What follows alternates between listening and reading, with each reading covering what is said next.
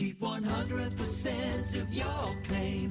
G4 Claims. If you've been hurt in a road accident that wasn't your fault, you should really talk to G4 Claims first.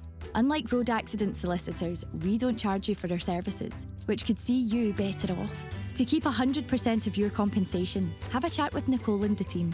You'll be glad you did. Search online for G4 Claims. Keep 100% of your claim. G4 Claims.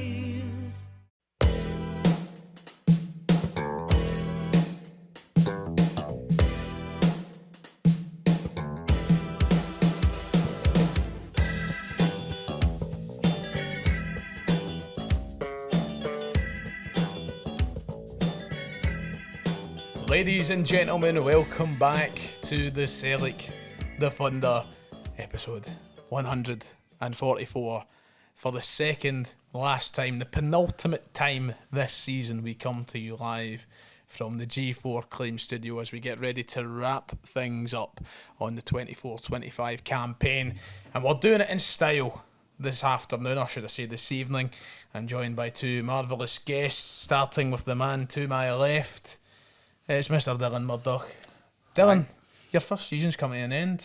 Aye, I know. It's fluid by the way. You enjoying it? Have you enjoyed it, I should say? It's a lot better than what we thought it was going to be. I think I first came in around about 7-1 Dortmund, so I've came a long way since then. Been ups and downs. Aye, a wee bit ups and downs. But How you doing though? Nah, I'm good. It's good to be back, and it's a lot less warmer tonight, which is good. Did you enjoy your title celebrations? Oh, it was good. It was a long day, but it was a good day. So Lots of beverages. Prefer not to speak. Big Derby. I seen this man on the end of the table on title day, trophy day, so I don't need to ask if he enjoyed his weekend, but I still will. It's Kieran Auld. No, it was certainly a good day on Saturday. I mean, we never went down to the Merchant City. And we've seen a lot of people still went and had a good time, but I know we just went back to Pal's back garden, sank a crate of £9 on club card Sol for Tesco. I didn't even, before I bought them, I was like, do I even like Sol? I'm like, they're £9. I seen that exact deal when we went into Tesco on the way there, and I was quickly understanding of why you picked them up when you see the price of everything else nowadays. And I never picked it for the flavour. But to be fair, I got my box at Miller was a decent enough deal. I think it was £12. That's not bad. Pound a bottle, but I wanted a nice wee lime, a couple of limes, cut them into wedges, put them in. I think everybody else in Glasgow had the same idea as me because there was not a lime in sight. Not a lime in the city. I had to go for a lemon, which I thought wouldn't be the same, but I thought it was banging. Good. Did the job. Do it again. Aye. I might just. Go to Santa Pons. No, none of your limes. I want a fucking lemon. And they arrest me. I didn't realise it was such a serious crime. What a week we've had though. I mean, Kieran, you were there on Monday as we picked ourselves up and dusted ourselves off to grace the Celtic Park pitch. What an experience. Even getting to be in amongst it in the dressing room and just even being able to walk onto the pitch, but the fact that everybody's pointed out in your comments, but see the fact you finally get to play at Celtic Park, but you're in a blue strip and managed by Chris Boyd. Aye. That was the first thing that I said, you know what, Dylan? Was it like a random picker? So when we turned up, it was essentially a case of you registered in, they had a list of everybody and they organised the teams. It's completely random. And it was like, Ryan, you're on the blue team in the away changing room, and I was like, no, they're off to a flyer, aren't they? I didn't even get the world class basics. We were in the very old, undeveloped away dressing room. I know. And somebody done a shite early doors. It was stinking. As we said in the video, but we didn't do ourselves any favours by blanking ourselves down right next to the toilets. So it was a great experience though, and I would like to thank the warm-up and William Hill for the opportunity. Hopefully if I get invited back in future, I don't miss as many sitters. But somebody commented on my video yesterday with a phrase that I thought actually summed it up perfectly, and it was like, it must be like trying to play pool on a snooker table. And that is that is the perfect summary. Like, you don't realise how difficult it actually. You watch them, you're like, oh, it's like playing football anywhere. Second half, didn't you? Did you play? I played about 65-70 minutes. Aye, besides a park, you didn't. It must be knackered, innit? And it's just like, you don't realise how much power you need to put in to generate a pass. Like, because you're so used to five aside and you're just dinking the ball about. It's not like that on a full size park. Celtic Park's the biggest pitch in the country, second biggest pitch in the country. So Aye. I still buried that Excuses, Ryan. I should have third video now talking about that.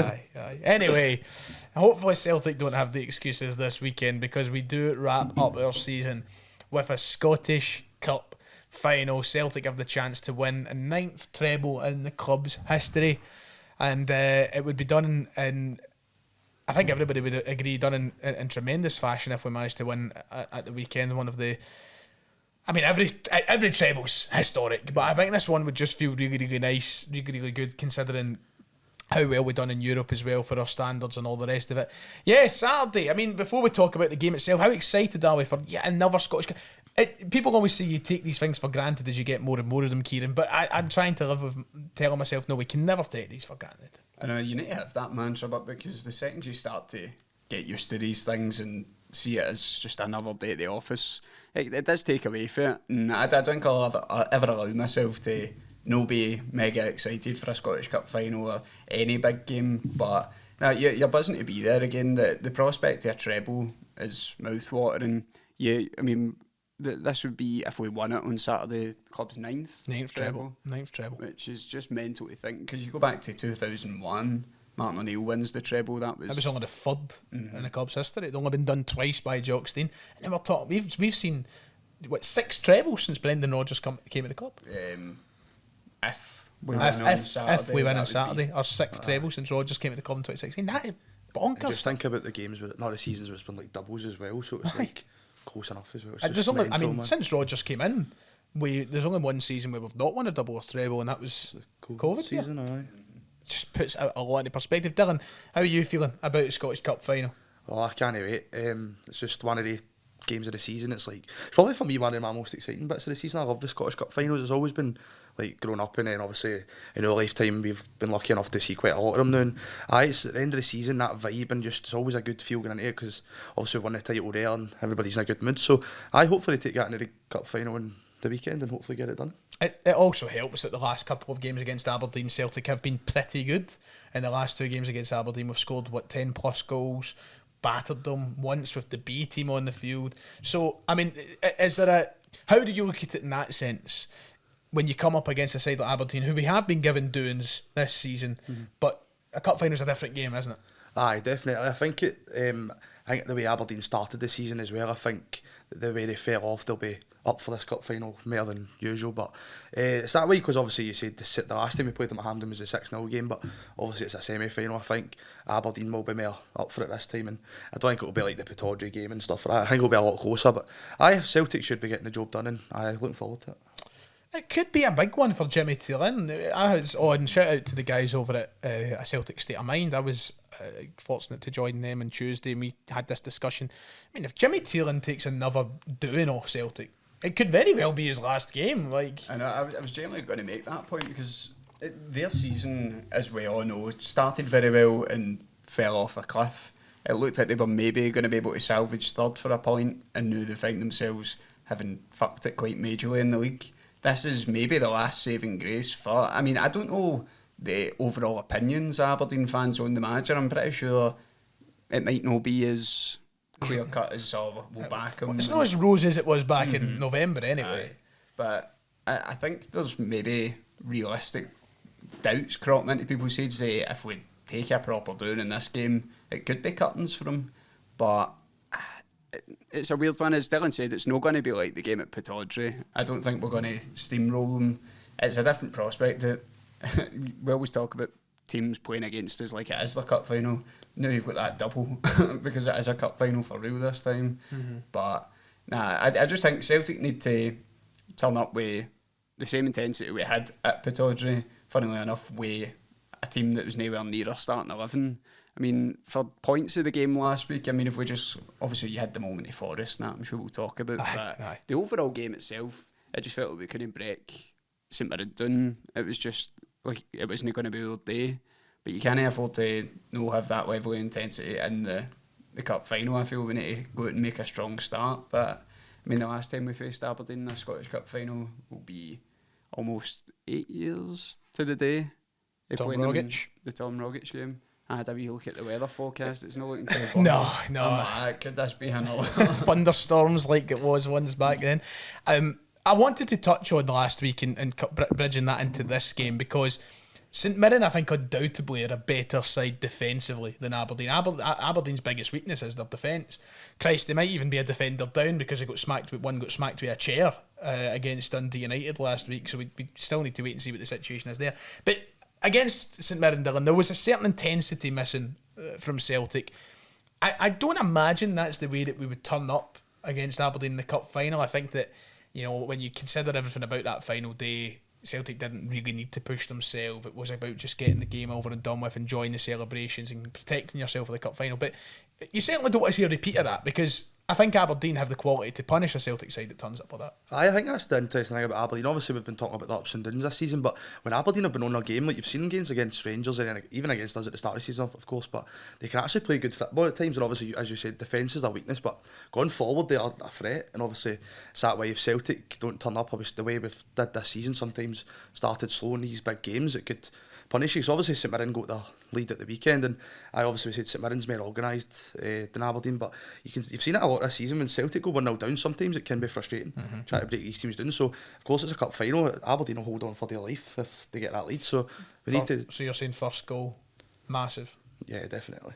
Because I think that way as well, if we get the first goal, Aberdeen could crumble. I wonder, I think it's really intriguing to think about how Aberdeen will turn up, because surely they need to be more resolute.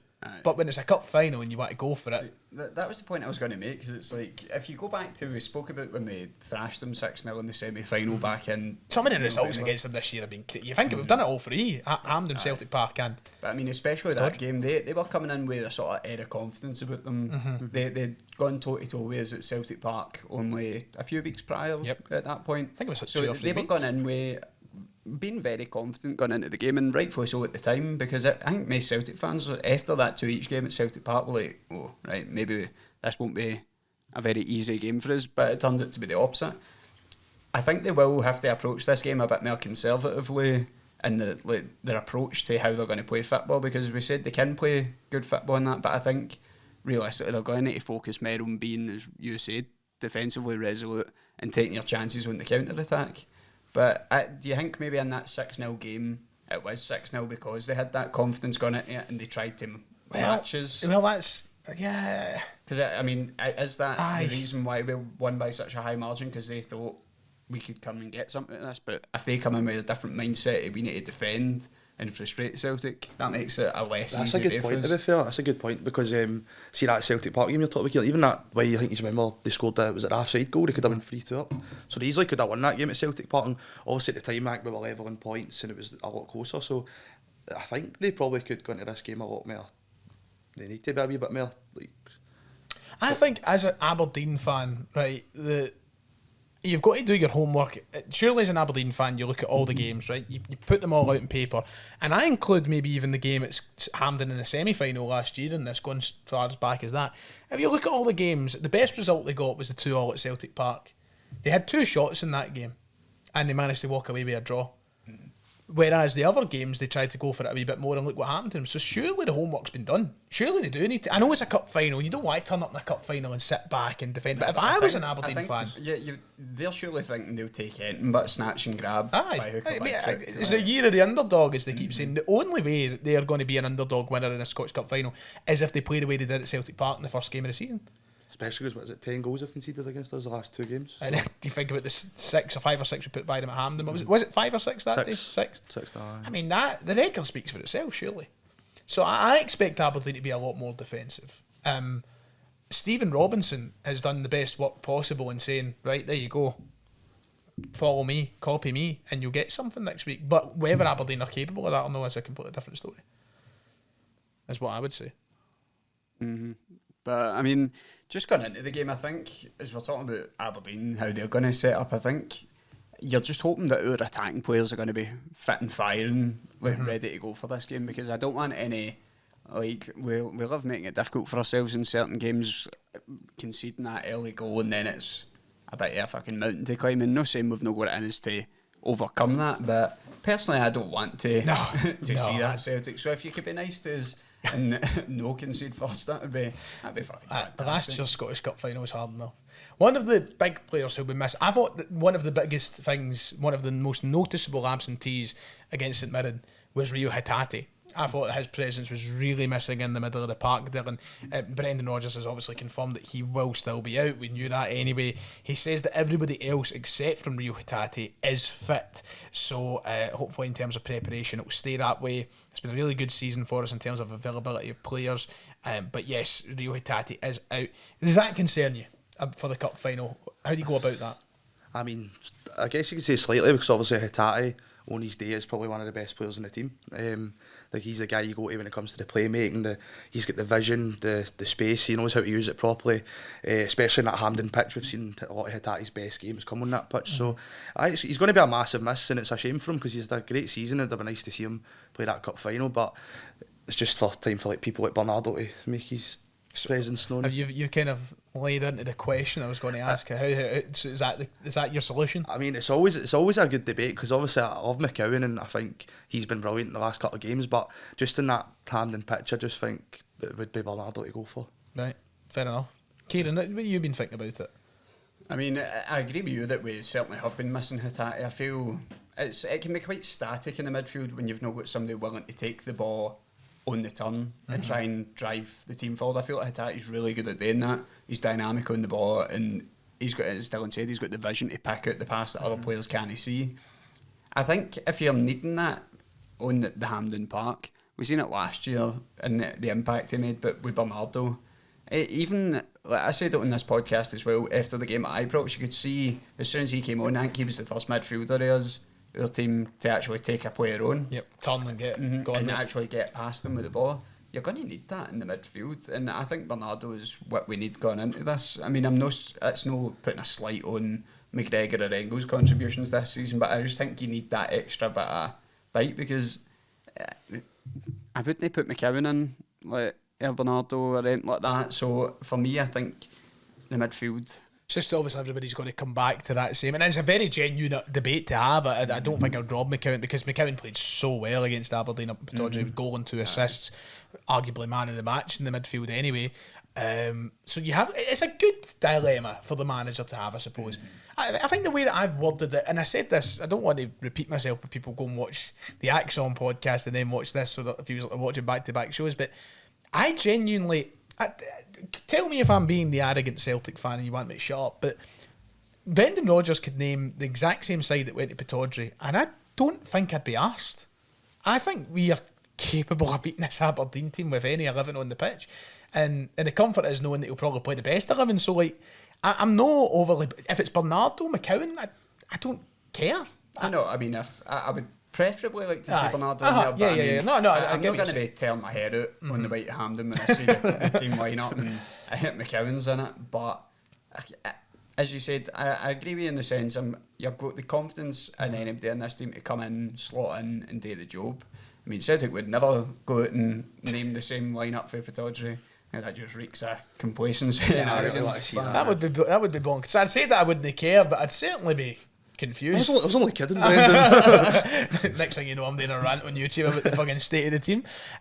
But it's just it's a testament to the strength of the team that we've seen this season in its depth. You know, everybody's played their part. So I think every game against Aberdeen has been a different combination of players, and they've managed to win all but one. And the other was, as you used the phrase, snatch and grab. It kind of was that. So I'm confident in our team's abilities. And having Johnston and Vickers back will be a huge boost to the team.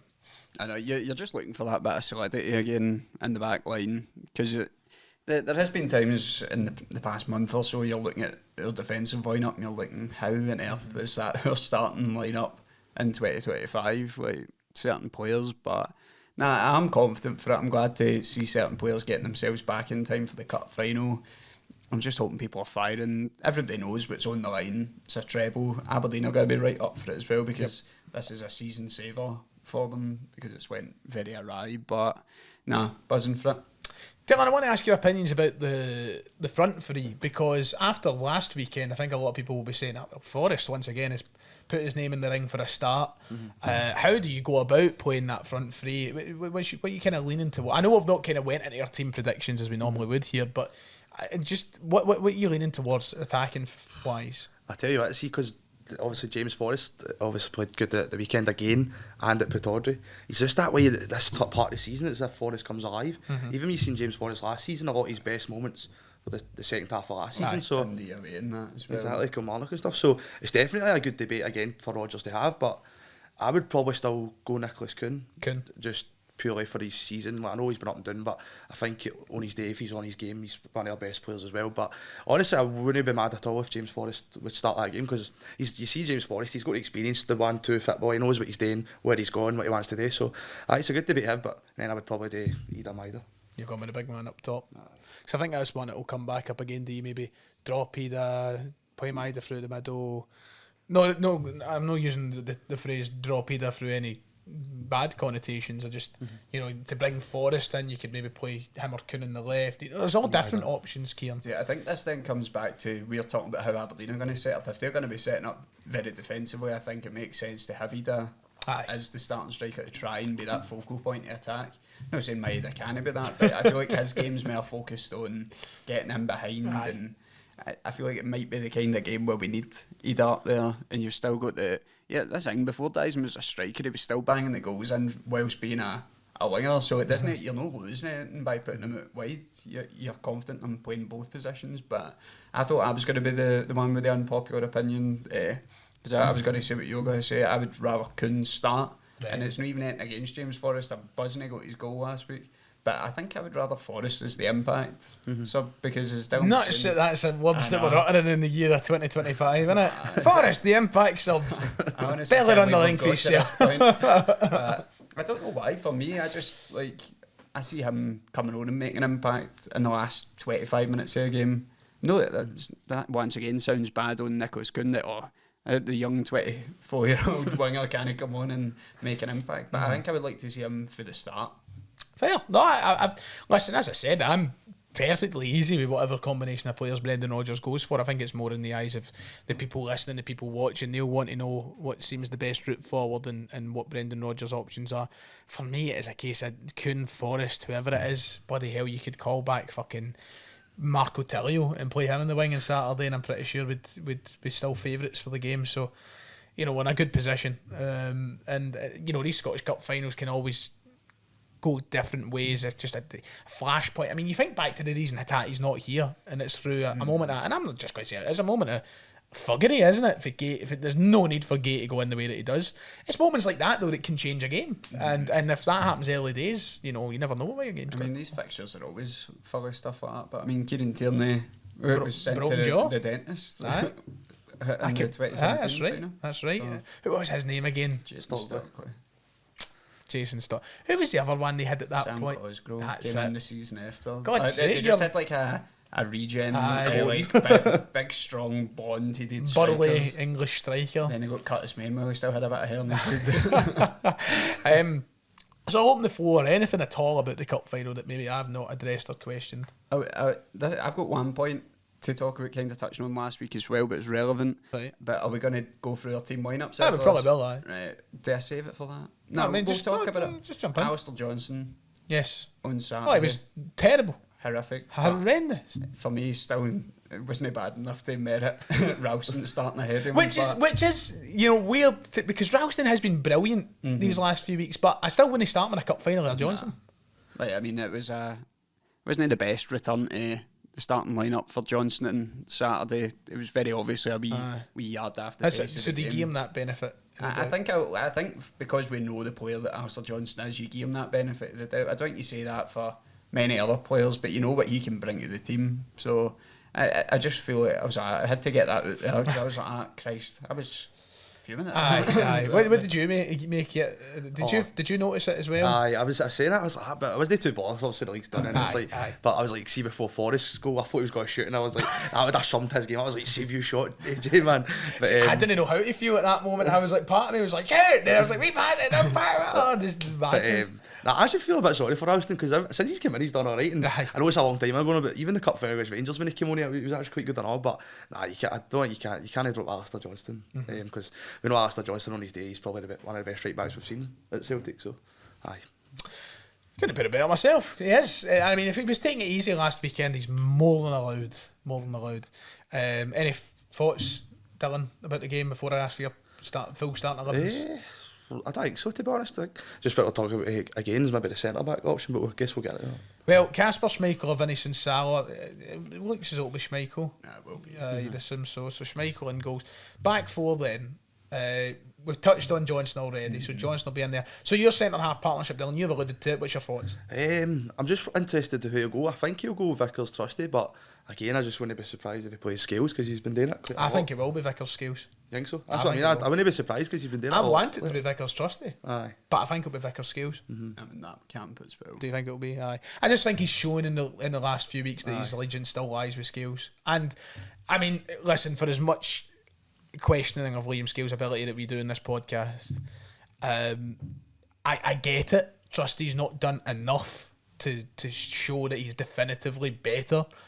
I think he is better, but it's not by much. You know, it's not by a fucking country mile. So I just think that the manager currently lies in the camp of Scales, Mr. Reliable, if you want to call him that.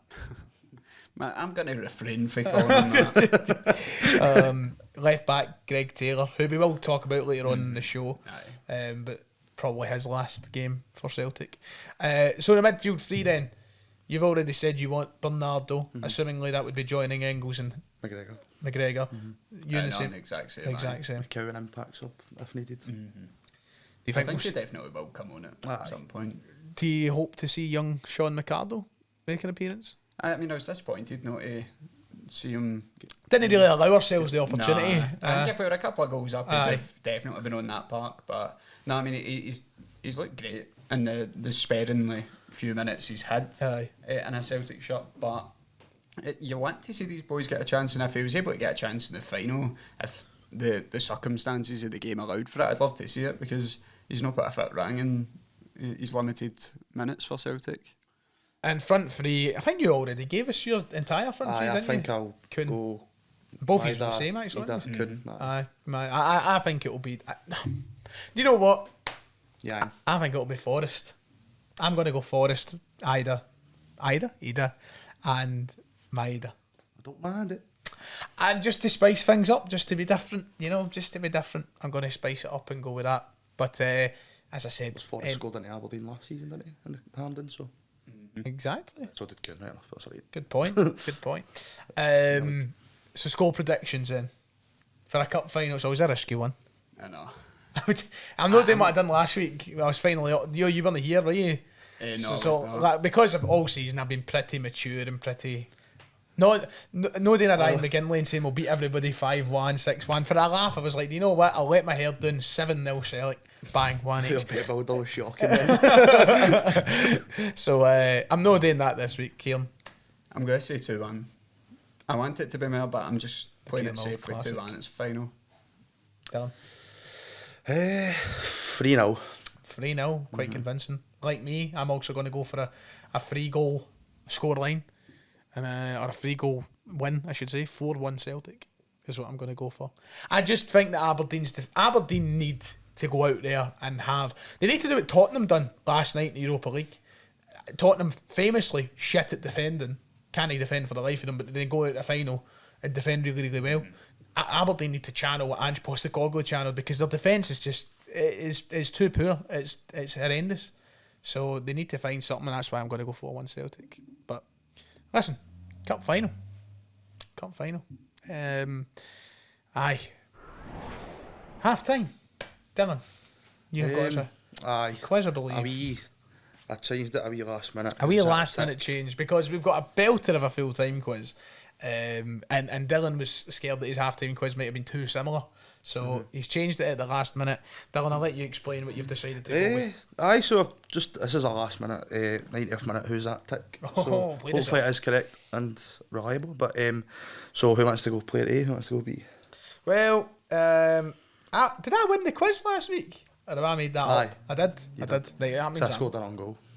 Oh, so you did. That's right. So you did. I'm going to go for player B. Put Kieran in the spot first.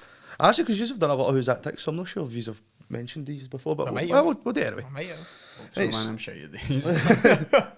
So Kieran, player A then. So this player joined Celtic for Cardiff and ended up leaving to go to Real Zaragoza. Is that how you say it? Zaragoza. Aye, Ryan's got these pronounced. Zaragoza. Oh, fuck me. Cardiff to Zaragoza. I'm sure this is correct. Oh. I genuinely can't think of any Celtic connections with Zaragoza. Neither. I didn't know this either when I did it. Checked. Oh my god. I'll be here all day. Aye, same. That would I sure I'm pure at a loss.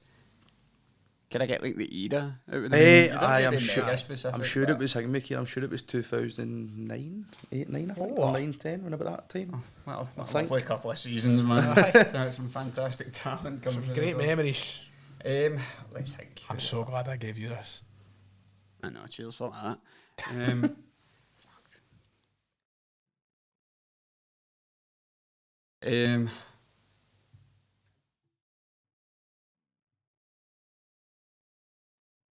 I'm actually beyond lost at this. I can't, unfortunately. He came from West Brom. So I think it was Glenn Loven. I was going to say Glenn Lovens, genuinely. I didn't even think we got him for I was going to say fucking Glenn Lovens. I wish I I did. never think him was coming for Cardiff. Aye. Well, that was a hard one. And then Ryan, this player apparently came from Coventry to Celtic and then left to go to Burnley. From Coventry to Burnley. Could I have the era as well, please? I'm sure it was around about the Same time. 2009, 10. There's a player that came to my mind, but I don't think... I'm pretty sure Southampton was in there somewhere. I've got a name in my head for this one, but it might not be a mile off, but... Coventry to Celtic to Burnley. Aye. Oh, to Burnley. Right, I might be wrong here. Because I remember him being at Southampton. Maybe it wasn't. Maybe I've dreamed this. Is it Danny Fox? Correct. Yes! Go on. Get it. Did he play for Southampton? I don't know. I think that sounds right. Aye, for some reason. I don't know. I think he did. Get in there. Wee half-time win for me. Hello. I've got that. I chose wisely. Thank you, Dylan, for our Who's That Tick. Right, let's crack on with the second half of the show. There's a few things that we had to bring up. Kieran, what was it you said that you wanted to talk about on the way? What do you want to talk about? Yeah. The supposed Atalanta interest in that was Engels. Aye, so that's raised a bit of debate on social media. If people look, I think I want to preface it all by saying I wouldn't necessarily suggest that this story is like, oh, Arne Engels is definitely away. No. Although they do claim that Atalanta have had concrete bids for the player. Dylan, I'll come to you first because I'm pretty sure Kieran will be wanting to rant a wee bit. So I'll come to you first, Dylan. What do you make of it? What's your opinions? Guy, just give me your lowdown. So it actually caught me by surprise, like, because I think we were worried about Maida and stuff like that. Tati, that's what we were talking about the last couple of weeks. But Engels was one of the ones that kind of went under the radar. I didn't really think he like that, but it does make sense because obviously his age and let's be honest, he did still have a good season, 11 million. So, it's actually one that caught me by surprise, but I just can't see it happening. I just can't see him leaving just because the way he's come in at Celtic and the money we've spent. At least only had 1 year, but the Celtic fans, you wouldn't be surprised. We've seen heartbreaking transfers like that before and leaving early, but I just can't see it. I can't see him leaving, but again, I wouldn't be surprised. Too early in his development. Aye, I feel like it just doesn't. I don't think it makes sense for Arne Engels either, to be honest. But I don't know. it seems like he's got no complaints or anything like that. I'd be. He's been playing most of the season. Aye.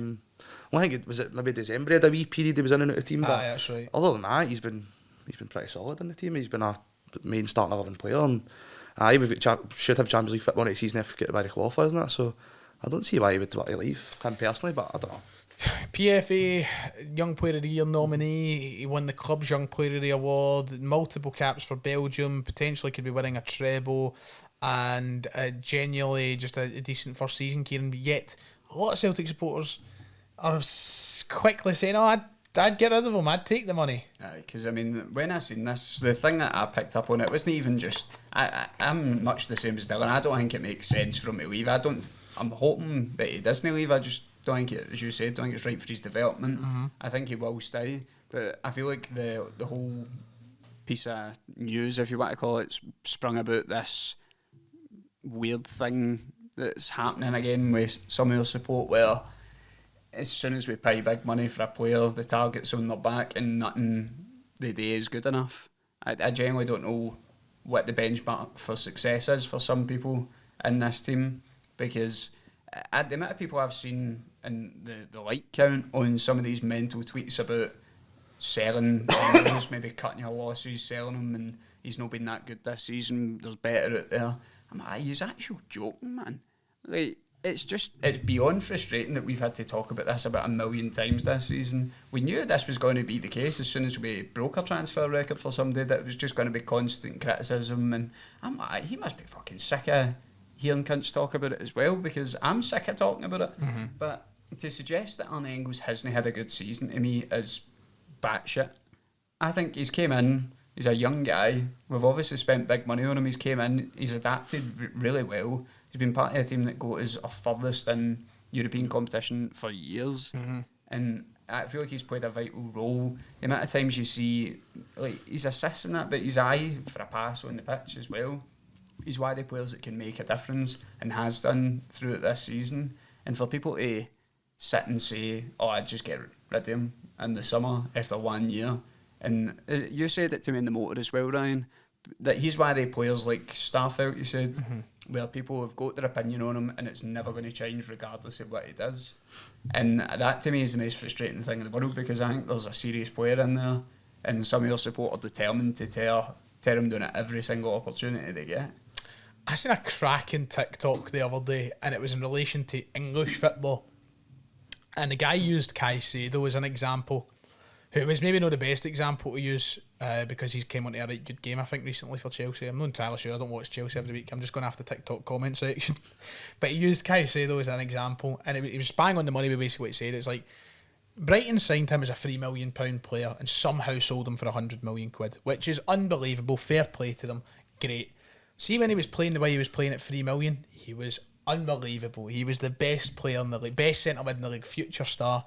He goes to Chelsea and he doesn't downgrades at all. He's playing pretty much the same level, but because he's now 100 million, he's shit, he's terrible. That's no Caicedo's fault. It's not his fault he wasn't a £3 million Ecuadorian signing. At this point, he was a 100 million Premier League superstar. So I'm not comparing Arne Engels to fucking Moises Caicedo or an £100 million player, but the point I'm trying to make is, see if we signed Arne Engels for 2 or 3 million quid, I think people would be like, he's been great. He's been fantastic. They definitely would. And then the counter argument they would use is, but we didn't. We paid 11 million. 11 million quid for him. That's just because that's what it's a market dictates. I'm like, if we could have got him for 3 million, we would have. Well, we've not went. Here's 11 million quid. It also doesn't help that Celtic waited to the fucking deadline to sign him as well. Like, that was a really, really drawn out transfer. Like, there's so many factors that had put Arne Engels up at that price. Playing in the Bundesliga, young Belgian international, waited to the last minute to make it happen. Very, very young with a high ceiling. And I think, Dylan, that's what people forget. The boy is 21 years of age. And I think as well, it doesn't help that he's like took care of Matt O'Reilly's position. Obviously, Matt O'Reilly's left Celtic Player of the Year, and I think people forget Matt O'Reilly had a couple of seasons before his main class season. Do you know what I mean? So Arne Engels just came in, took care of a Celtic player that's Player of the Year, helped Celtic towards all these trophies, scored big derby goals. So I think the fact that Engels hasn't just took care and did exactly what O'Reilly did is, but Celtic fans are like, he's not good enough. I'd get rid of him. But the boy needs time to. He's not even had a full pre-season at Celtic, do you know what I mean? So, and I brought this up the other day, and I'll die on the hill. He's nothing like Matt O'Reilly. Engels isn't, and people love to throw about the whole. I'll give credit. I think it might have been Quinny who brought up this point. It was Quinny or Tino. He's not a number 6. He's not a number 8.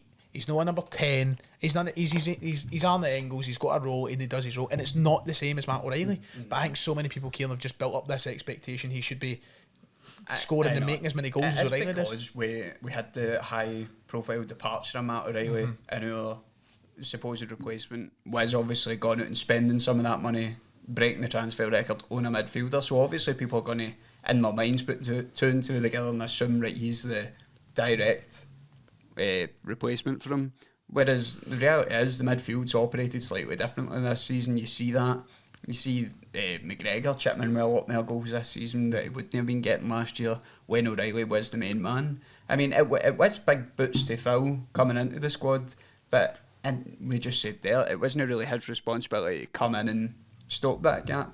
People moan about he's maybe not got that many goals and that for this season, but you look about the squad, the goals are coming from different places this season. You've got Maeda, who's had the season of his career, Nicholas Kuhn as well, putting up brilliant numbers. Let's bring up that stat. First time since 1969-70 that we've had 3 forward players scoring more than 20 goals in a season.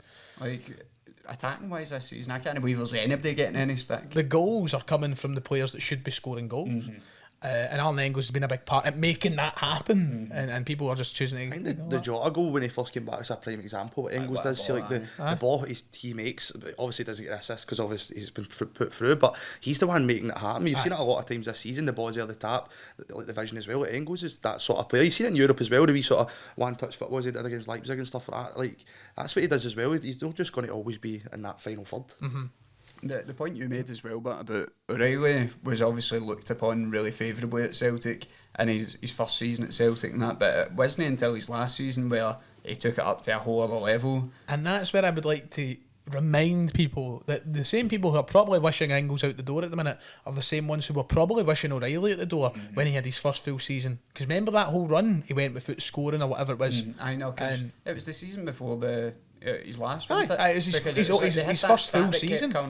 Hasn't scored since such and such. Most of it and it was rotten. We should sell him in the summer. Brendan Rodgers should get rid of him. And what happens? It goes on to be Celtic's record fucking sale.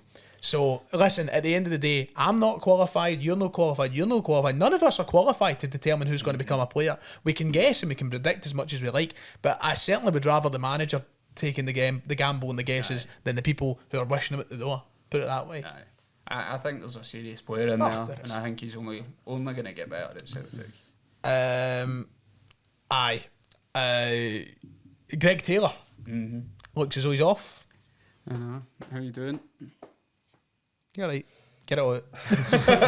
What did you make it when you seen it? Were you surprised? We spoke about it on the podcast. I thought, see when they were off and that, I didn't really see a reaction, so I thought it was all good.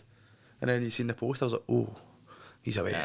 So, it's an interesting one, but we've spoken about it before. Obviously, Greg Taylor's looked at it. Kieran Tierney's coming back. He's not going to be playing every single week. Be on the bench more times than playing. So, I think it's a no-brainer for Greg Taylor to get more minutes for another team. But, fair play to him. He's been a good servant and stuff. So, sad to see him go. But Kieran, you were on the hill that he would go. I mean, I did say it. I mean, I was sort of the opinion. I kind of came round to the idea that I wouldn't mind him as the backup option, Tierney playing in the big games and that. But I did also preface that way. He's not going to want to. He's at an age where he wants to be playing. I did know this was coming. I mean, in a perfect ideal world, he stays and he's happy being playing second fiddle to Kieran Tierney. But it was just never going to happen. I can thank Greg Taylor for the years he's had at the club. It's been a very up and down relationship with him and myself over the years. But you can look back and you can say he won all these trophies with Celtic and he played in these big games, and I think he'll be proud of that. And that's just a thank you to him and good luck in lower level championship or MLS or wherever he ends up. Listen here, if he goes to the MLS, fair fucks to him. I know, he'll be making money. Fair fucks to him. As that famous old saying that we've been using recently goes, well done, Greg. Get the feet up, dildo it. You've done well, I was surprised he announced it when he did. I thought he'd wait till after the Scottish Cup, to be honest, but maybe he was just wanting to get the speculation done and dusted. And so I say that actually makes sense, doesn't it? Because now he can have a proper farewell on Saturday. Like, we won't need to sit there and go, I wonder if that's him away. Like, now we know that, right, well, when he walks around the park at the end of the game, that's goodbye, Greggy. But okay. I see a lot of other left backs at the club. So he did. You think he did decent enough. List them off, man. You've had Bolingoli, Laxalt, Schlupp, Valley. Who else? There's a couple others I feel like. I mean, he was still here when Johnny Hayes was here, wasn't he, as well? Like, Johnny Hayes was here. I wouldn't say he exactly fought off Johnny Hayes right enough, but Johnny Hayes was there. Johnny was solid, man. I love to be Johnny. But I Gave it for the bitch. It's a big list of left backs, and I think that in terms of general miscellaneous conversation, that's been the story of the week, really, isn't it? There's not been much else happening apart from the fact we've got a cup final coming up. I know. In terms of other noise happening in the club, because we've got our full-on season recap next week. That's the last episode of the season where we'll recap everything. We'll talk about our award winners and favourite moments we've wanted to forget, etc., etc. But I just hope we end it in style. Would you like to get the Twitter questions for us, Mr. Auld? On that note, you might have seen me doing a little bit of typing. I'm going to break some news to Dylan on this podcast, which concerns the two of us greatly. And this is very random, and people back home will be like, why are you talking about this? Dylan, it looks like we're not going to New Orleans, mate.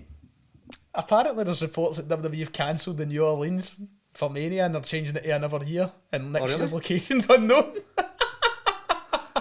So fuck knows where we're going, mate. Sit in a cold pal, I was like, what? Like, God knows where. Aye, there you go. Finding out at the same time as us. Aye. Madness. Right, Twitter questions. I mean, Liam McPhee just asked if I would be in attendance, which I confirmed to him earlier.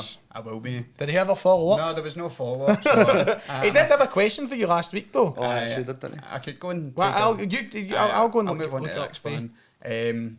We've got Cal here. He's saying, I think Yakimakis would struggle under Rodgers, but Ida would score 30 plus under Ange.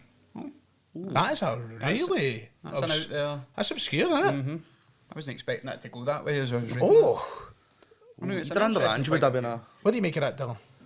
I don't know. I think even if you unpack it, but because the whole thing narrative people are running with is they think Yakimakis would do really well under Rodgers, but I don't. I think Yakimakis would do good with Rodgers, to be honest. I know. I think he would do well, but Ida 30 plus under Ange. Do you think that happens? I mean, what has he scored 20 plus this season with Rodgers, and Ange is more attacking, so you never know.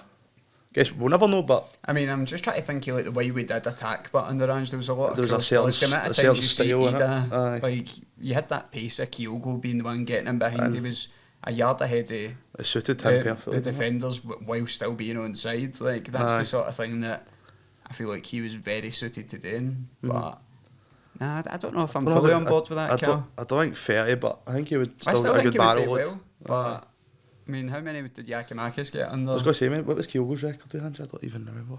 Second season was have been really good. He was injured a lot in the first season. Aye, that's right, first half.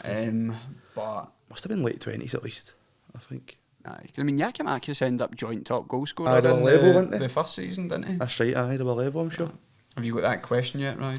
Yes, I do have the question indeed. It was... Is it relevant to this week? Hello, Kieran and the lads. We've grown together this year. What a team. Anyway, just wondering, Kieran, what's your favourite... Oh, aye, what's your favourite folk band? Folk band? Aye, Did you get a suggestion No. for a folk band? Wolf Tones. I know. Is that the sort of road he's wanting me to go down with that? Or, I don't know if I... Don't really listen to folk music. Yeah, neither. That's Simon Garfunkel. There you go, aye. Bob Dylan and the... Whatever his band are called. Bob Dylan's. Bob and the Dylans. Aye, sorry, Liam, but didn't really... a week of anticipation. What about like Don McLean? I mean, I suppose, aye. Kind of folky. That's kind of folky. Let's go with him. Claim What was the random point at the end of it? Oh, he's right. He did. It was. I think it was. I remember the 3-5-2 under. Aye, Lennon. Aye. That was a different time, all right. We were pure buzzing for it all. I don't know about you at the time. I was more buzzing in the COVID season for when they introduced the diamond in the midfield. They had to incorporate Turnbull and Sorrow. The saviours. Right, thanks for the question, Cal. Nathan here saying Ryan's finishing was the worst ball striking I've seen this week, and I watched the Flat Chats footballing challenges. Have you seen them? I think they're class, man. Like, Shout out to the Flat Chat. everybody in the comments like, fair enough, like that mad Tom Garrett's like, fuck's sake, fair enough for posting this. I'm like, I'd rather watch cunts like that instead of the cunts that are like mental. See the mad French ones? Aye, They're like, how are they hitting the ball at that? Tell Tibbs to have some fun. No, I enjoy it. But I tell my legs were like jelly, man. I just shat it, you know. Shat it, mate. Even the man, was it the first half? You had a wee tap in, you missed it. I scuffed it. I don't have it in me anymore. It was just killed in the back. I've put on I've put on about 2 stone since my prime. I need to get shifting, man. I watched that video back and I forgot the goalie got spilled it. I was like, oh, safe on. Coach on the greedy bastard. I'm sure they didn't mind. Thanks for the question, Nathan. Well, it wasn't really a question, was it? It was just a statement. A direct statement of Ryan's ball striking abilities. Roseanne Moe, she's back. She says, what is your highlight of the season and also your low point? I guess this is why the things will be. We'll delve into next week. Let's not spoil it. We're not neglecting you here. We're going to talk about it next week. Because then if we answer that, next week's just going to be pointless. I refer to minute 50. TBC. If you tune in next week, Roseanne, then you get to see all the and more details. Aidan, he says, do you think if Hitate's played his last game for Celtic, the midfield three that's starting the cup final will be the midfield to start the Champions League qualifiers, or do you think there'll be a new signing in that area that would be starting? I think that Bernardo and that'll be the qualifying as well, because we know Celtic, they don't get it done early, do they? So No. I would say so, but I don't know. I can see us making a midfield addition, certainly if Hitate was to leave, but do you think it would be somebody that comes in straight away and displaces any of that midfield? I don't think so. No, Even that. if we were to get Qualif- Ryan first Murdoch- qualify- I was going to say. First, we only play in the playoff round, didn't we? Aye, so it's The aye. 8th We'll be of like first 2 or 3 first games leg is the into the 8th of season. August. 8th looked up the dates. 8/9th of August for the first leg. Second leg's at 22nd/23rd August. They seem really far apart, the dates you've just said. But that is it. It's not 2 weeks apart. It is. I looked it up, mate. I looked it up the other night on stream, and it was that. I'm telling you, it was that. They're like a fucking week apart. Hold We'll on. have a look. Hold We'll on. have a look. I'm fucking telling you, Kieran. I'm fucking telling you. UEFA. Oh my God, Ryan, type. Champions League dates. Bad as his fashion. 24, 25. Right, see if I'm proving wrong here, I will be. 24, 25. So are you saying the dates were, Kieran? Certainly no fucking 11 days apart like yours were. Right, here we go. I'm looking at this season. I know. What did I heard you say aloud. Oh, why 24, did you not 25. correct me then? I did. See if anybody watches it back. They'll be able to see me going, 24, 25, aye. Oh, that's not correcting me. That's just getting sharky. Well, call it what you want. Right, playoffs. That's draws. It's not telling me the dates, the games here. It's just saying that. Right. But it looks like we'll never know. Right, let me just pose this to the viewers, right? Do you think it's more likely that the Champions League qualifiers, that have historically always been a week between legs, is going to be a week between legs? Or is it going to be a baker's dozen a days, like Ryan's just said? I can't find the fucking date, the qualifying dates now. And this is such an entertaining part of the podcast, isn't it? Right, we'll come back to it, right? We'll come back to No, it. we will not. Nah, I'll ask the next question and I'll look it up. So we've got CB17 saying, I know this is off topic, but thoughts on Big Ange winning the Europa League? Forgot to Of touch on course, aye, congratulations to the big man. I mean, it was a terrible game of football. Oh, it was a bad final. But I'm loving big engines. it was a sore one for me, but You're a United man, innit? Must stung a wee bit. aye. It was bittersweet though with seeing Ange win it. Oh, the That was trophy, really. aye. If anybody could have beat, was I right? Obviously no. Ah, it's just a Fucking- the playoff rounds 19th or 20th for the first leg, 26th or 27th for the second leg. Well, Perhaps you looked at the 5th or 6th August for the third qualifying round, first leg, and then right, maybe jumped maybe then. up to down to the next row. Aye, maybe that's what I'll I've give you done. that benefit of the doubt, Right, but thanks, do mate. not question me again. But I know I'm buzzing for Ange. Like watching that game, it was far from maybe one of the worst games I've ever watched. Aye, but aye. I wasn't caring as long as As long he as won it. Ange won, innit? I don't really like Tottenham in the slightest, but No, I like neither. Ange. And I'm glad to We see were him cheering prove for it to be Ange. wrong. especially Jamie Carragher, Oh, aye. fat pie, big fat shite. Aye, you looked pure embarrassed in the studio when he came on the after it. Aye. Good on him. He always wins finals in his second season. Go on, big man. Greg and Dyson Enthusiast says, how many times would someone have to mention Doris De Vries to you in a day before it worried you? This got asked last week. We answered this last week. But that's twice we've heard it now, so it is I guess that's concerning. It's getting concerning. This is his trend. Is he trying to start a new question trend here? I think it is. That's like we answered this week. Was it Greg and he's not asked it last I don't know. I think so because I remember Calum going once. I'm concerned. He's trying to fuck with everybody's head. I know. He tried to trap me in some fucking space-time continuum. Right. Big Norris, man. Next question. David Turnbull, same as last week, one betting tip each from yous for the final. Well, we got it really wrong last week, didn't we? So, Aye, did you? we had like 4 plus goals or something? Aye. We did put on I put on Forest to score and I got that right, so I got my part right last week. Alistair Johnson to get booked. If he plays anything like he did last weekend, that's my banker. Celtic to score 3 or more. That's part of my bet builder. I'll go. I can see a Callum McGregor goal. Good old Scottish Cup final goal for Cal Mac. No, there you go, David Turnbull. Get your bets on while you're at Cardiff. Yeah, more responsible. Michael McIntyre, the comedian, has said, I think a petition should be started to get Kieran on Celtic TV to replace Jerry after his great commentary snippets from your video yesterday. I would like to ask Kieran to sum up Ryan's performance in one sentence. Valiant effort. Thank you. Unfortunate in front of goal. Thank you. I thought I was put up in a great shift, to be honest. I was running my wee legs off, man. I'm still sore. My whole body was sore. You should have went in for an ice bath, man. I know, I should At have. least you get the dub. At least we got the Got dub, the man. trophy. At least we won. That's it. You know, it's not about me scoring, it's about my team Played in winning. Park, he'd got the dub. About my team winning. Well playing for the dark side. Aye. True. Aye. Did you use my face? I was going to compare Chris Boyd to Palpatine. Have you ever heard the tragedy?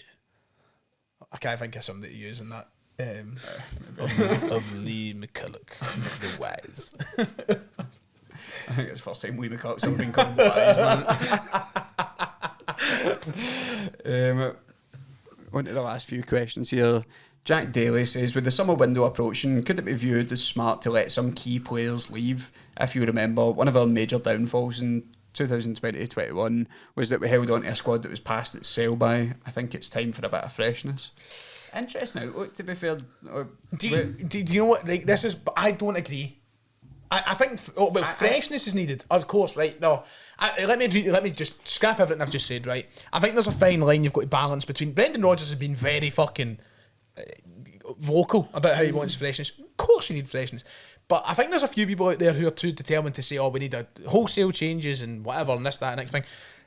Can I remind you in February when we left the Allianz, everybody was saying, "Just build on that team." You know, I don't think we need major renovations.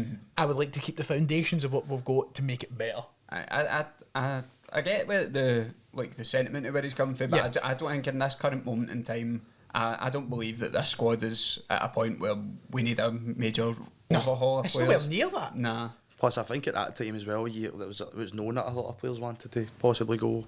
A lot of the heat wasn't 100% at Celtic, so. Because at that point, we're like, if we can hold on to Edward to win the 10 and all that, so that sort of thing in the back of your head. But with this season, I think it is just about making improvements in certain positions, and we're already starting on that. We're getting Tierney in at left back, so I mean, touch wood, it's an exciting time to be moving forward with Celtic.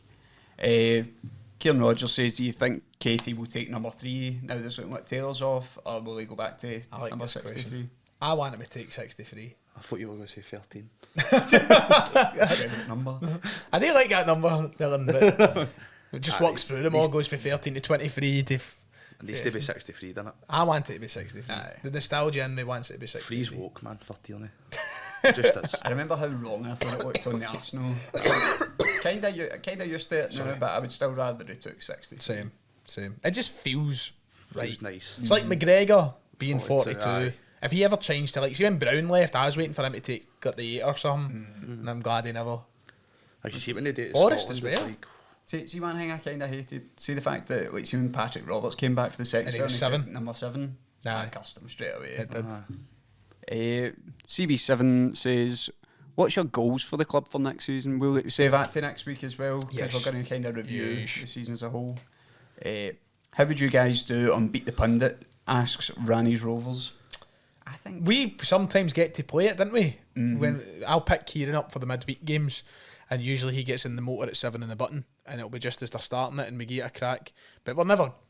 We're all right.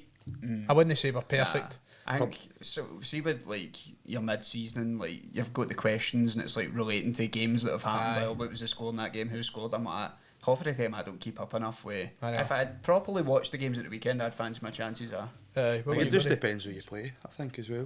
True. And some of them are better than others, innit? So. You don't want to go up against Gordon DL. Aye. He'll beat you. Think so? No. We've got The desert. two more questions, but one's more on the side I think is more related to something you would know. KM67 says, thoughts on Wham? Good. Class. I love a bit of Tune one. after tune. Good wee bars. Chewy. Hey, boom. I actually really do like Wham. Have you watched the documentary on them on Netflix? No. Very good film. Enjoyed that. But I love George. Genuinely, one of my favourites. So, big Wham fan me. And then we've got Jack asking the last question, and this is what I mean. I think it's directed to you, Ryan. What are your thoughts on Tyrese motherfucker Halliburton? Oh, Halliburton, Tyrese. Hitting the choke at Madison Square Garden on them New York bums in the ECF to force extra time and keep silencing them haters. I must say, as a Philadelphia fan, seeing New York choke the way they choked was beautiful, was gorgeous. Big Tyrese Halliburton fan as well. You know Tyrese for some of the wrestling events. Seen him, he's in the ring and such like that. Go Pacers, man. I would love to see the Pacers do it. Seemed like they predicted it or something, didn't it? Aye, because it's Halliburton versus Brunson in the conference finals at the minute. But listen, long way to go. It's only game one. So I'll comment in game 7. He also replied to his thing saying, P.S. Kieran, you have a wonderful glistening in the eyes. Oh, Well, thank you, Jack. That's gorgeous, isn't it? That's gorgeous. Enter wee effect, wee sprinkle noise. That's it for this week. Questions, Thank you guys. for all your questions. Need food questions? Oh, rare. They must be saving it for the end of season special. I want food questions. Did you have a kebab pie? I didn't have one. No, he I did. It was fucking roasting. It was too warm, I think, for me. It was I too know, warm. but it was just like eating a kebab and that. I just never get one in the early kick-off because I've had my breakfast too soon. So aye, true. So I just never. I'll have one at Hampden though. I'll have a Hampden kebab pie. No quite the same, but It needs the crest. needs the crest. I'm going to take one in my pocket. Take a crest. Right. We have a special full-time quiz today to wrap up our season. Probably would have been better saving this, in fact, for next week, but who cares? A wee bit of early post-season reminiscing. Thank you to our new nominated quizmaster, or one of our new nominated. We're getting quizzes for different people, which I like at the minute. Different people are. But Nathan again has came in this week with a 3-man quiz, so all 3 of us are going to play. But he's done it really well. So Dylan, I'm aware you have. Yours. He has the set of questions for me, and I've got your 2 sets of questions. So I don't know my questions and answers, yada yada, and we're all going to play each other, and we're going to be looking back on the season ahead. So. I have had the courtesy of choosing what set I would have liked beforehand. I chose set 2, which means sets 1 and 3 are left. Dylan, because you didn't lose at half time, I'll ask you, would you like set 1 or 3? I'll go 1. He's going 1. So Dylan's going to go up first. It's pretty simple. I mean, we all know how this works. You'll answer yours, I'll answer mine, Kieran will answer his. We all have 5 questions each, and we'll come to the end. So I am going to start with you, Dylan, of course, to kick off today's quiz. And here we go. Dylan, question number 1. How many players did Celtic sign in the summer transfer window? Ooh. A wee bit of thinking, doesn't it? Feels like a lifetime ago. Just said a lot of late business this year. Players coming in very, very late. The likes of Trusty and Engels.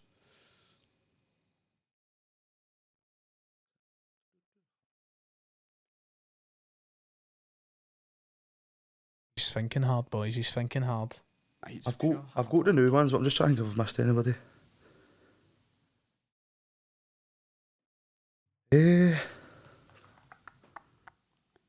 I'd have been here all day as well, man. I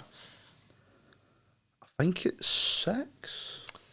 Well, the correct answer is... Kieran, did you have an answer? Nah, it was less than that, just because I couldn't. 8. 8? 8. It Who've I was missed? 8. Now, I've not got the list in front of me of the players, but if you think we had Engels, Trusty, Okay. McKibben, The 2 goalies. The 2 Trusty, goalies. Valley, Valley, Engels. Forgot about I'm him. trying to get missed in. and then I'm missing McKibben. 2 as well. I said Did I McKibben, say so I'm McKibben? missing 2. I kind of think maybe some younger guys that came in. I can't remember exactly, but the answer is allegedly 8. We can always fact check, but I do believe it is 8. So it's me now. Question 1 for Ryan. Which Oh, we did it 1-1. Aye. Oh, aye, my bad. Aye, My aye. bad. We'll work our way down. Oh, We'll work our way that's a down. good point. Right, Ryan. Question 1. Who has played more games for Celtic? Alex Valley or Schlupp? Alex Valley, surely. Correct. Yes, thank you. Schlupp's not played that many at all, really. Right, Kieran, your first question then. Which 2 players came off the bench for their Celtic debut against Rangers in September?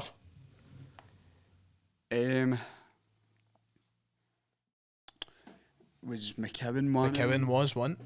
And then Came off the bench for their debut. I'm stuck between a couple of people here, but I'm going to say somebody that was just spoke about because I'm not sure. I don't want to be here on it. Alex Valley? No. No. Arne Engels. I thought he started. Nah, Arne Engels came off the bench. So it's a great start for Ryan. He's 1-0 up. Boy. Hey. Question 2 for you, Dylan. How many players who started the opening league game are no longer with Celtic? So how many players in the starting 11 on the opening day of the season are no longer with us? Just to start 11. Starting 11.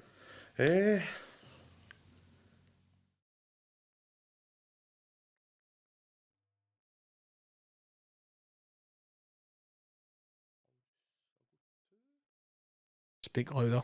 2. There you go. We picked you up that time.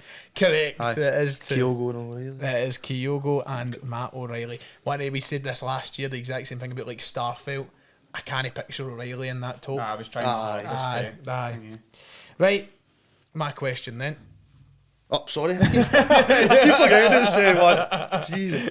You're just sitting waiting all your yours at the one time. Right, Ryan, question 2. Go on. How many over 22 Scotsmen are in the Celtic first team? Is it, I think that's like maybe players are 22 year old. right, so just actual Scottish. in the entire squad. Mm-hmm. McGregor, Bain. It's 2. McKibben, 3. Taylor, 4. Ralston, 5. Does Welsh count? Because he's obviously on loan. I feel like I'm definitely going to be missing somebody. I'll go 5. Oh, 6. Oh, no. Did you know? Did you say Forest? Oh, shit, Jamesy. I've Oh, so if you replaced Forrest with Welsh, it would have been Aye. right. You'd have been right. Oh, you Oh, I was fucker. You've not said Forest. Oh, so I rushed. I should have just I taken was an actually, extra minute. I was unlucky. Oh, you fucker. People are going to be screaming at me. Right, Kieran, to Get a point in the get board. a point in the board and make it 1-1-1. Our late win at Dingwall kept the perfect start. But who scored the winner that day? Late winner up in Dingwall. Early days in the season. Honestly, I'm gonna be here. I'll fucking do. Even was that game? Must have been like October, maybe. Surely. Run about that way. October, November. Oh mate, I don't have a clue. I honestly don't know. McGregor. Used to have thought of early season form because the answer's Nicholas Kuhn. Nicholas Oh, I Kuhn is remember the it now. answer. Is that There you Arne's go. It's cut, all so coming back to you. Right, Dylan, question 3. I'm going to watch a full season review. I don't remember fuck all. To take the lead, Dylan, who was the first team to score twice at Celtic Park this season? Aberdeen. No. No? Oh, I rushed it. Falkirk. Oh, the cup. Falkirk. Oh, is it not just league only now? Oh, I done a shit, man. Oh, Sick. unlucky. Right, Dylan, on you go. For question 3 for I thought it myself. was league only. Oh, you rushed. You done a me. You rushed in. Name 2 of the 3 teams we scored 6 goals against this season. Aberdeen, and 6 goals against this season. Aberdeen.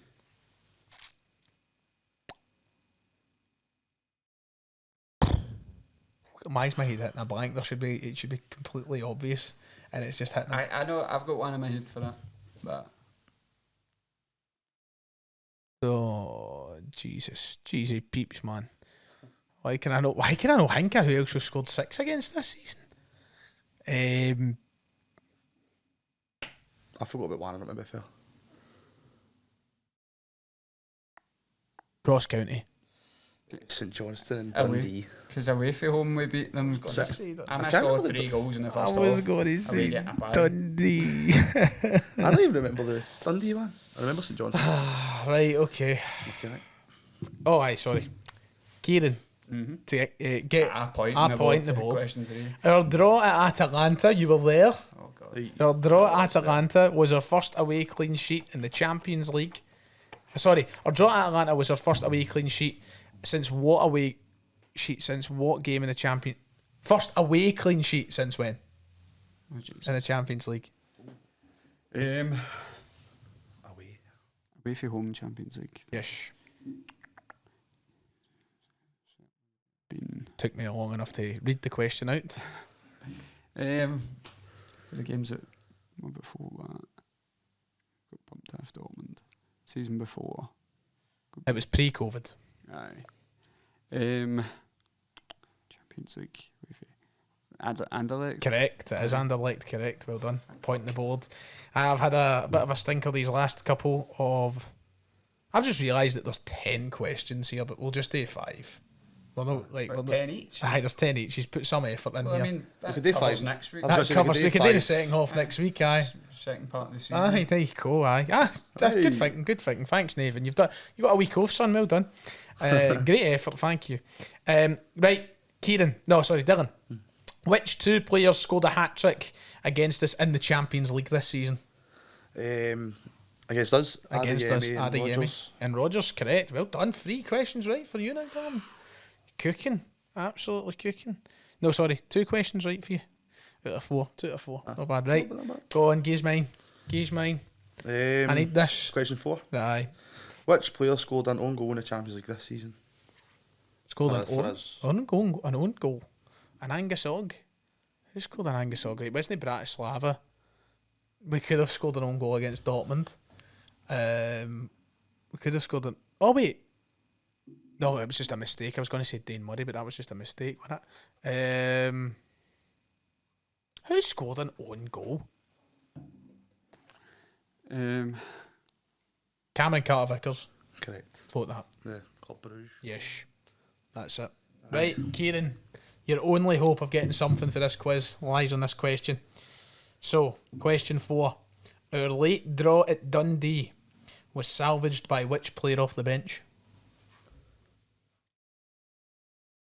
It's fucking there as well. Because we scored a penalty, but then it was a goal after that. Was it? Where's the penalty? The one. Don't know, you tell me.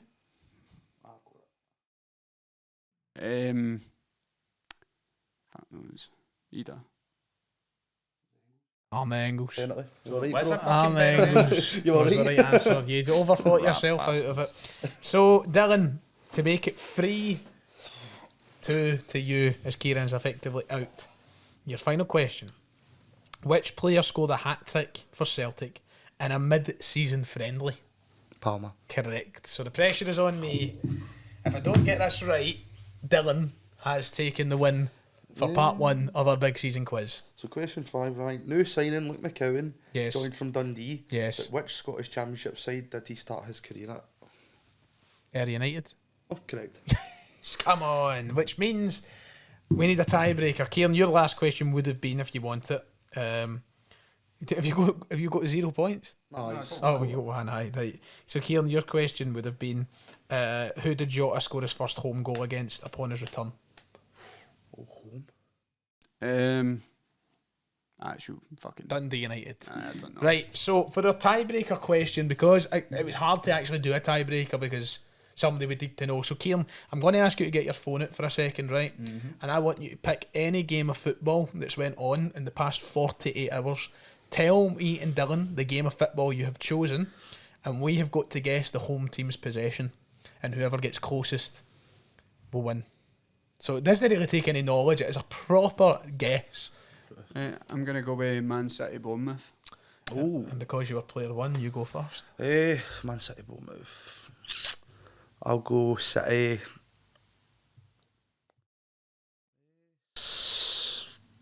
64. Oh, you've gone high.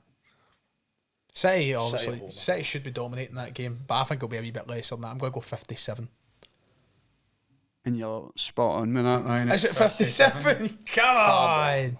People are going to be like, oh, he's fucking rigged that. Sorry, Dylan, son. Before Ryan came out tonight, memorising every game that's going on in the world. I thought you were going to pick something for like the Liberian second division. I can't be else mispronouncing the names of the teams. Thank you. GG's. Right, thanks, ladies and gents. We're going to rush so we can get this Thunder Club done and up the road. But thank you for joining us this week. We will be back next week for the last podcast of the season. So take care of yourself. God bless, and we'll see you all next time.